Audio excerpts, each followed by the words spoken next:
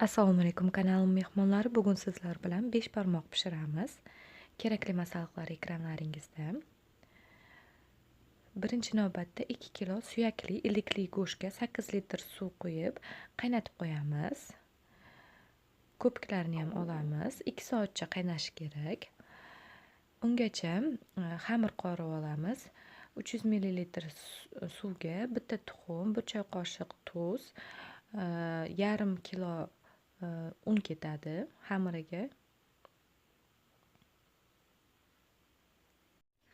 Xamir tayyor bo'lgandan keyin paketga o'rab dam olishga qo'yib qo'yamiz. 2-3 soatdan keyin bulyondan go'shtlarni suzib olamiz, alohida olib qo'yamiz. Endi 3 ta 4 ta piyozni maydalab to'g'rab chiqamiz. Biror bir idishga olib, bulyonimizni yog'li joyidan suzib, piyozga quyib qaynatib olamiz. Piyoz tayyor bo'lgancha. Endi dam olgan xamirimizni yupqa qilib yoyib olamiz. 1-2 mm bo'lishi kerak qalinligi.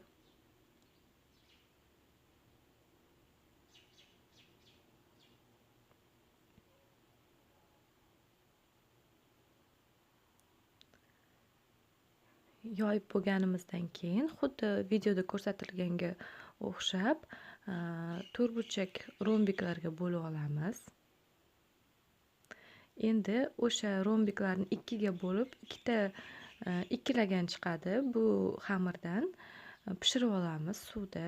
Tekshirib turinglar, o'tib ketmasligi kerak. Xamir yumshoq bo'lib qoladi.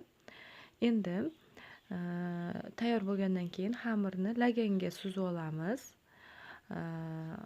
Ozgina piyozli suvimizdan ham aralashtirib olamiz, yog'li suvimizdan. Go'shtlarni to'g'rab ustiga solamiz. Xamirni xohishinglarga qarab har xil ko'katlar bilan tortiq qilsanglar bo'ladi. 5 barmog'imiz tayyor. Hammaga yoqimli ishtaha.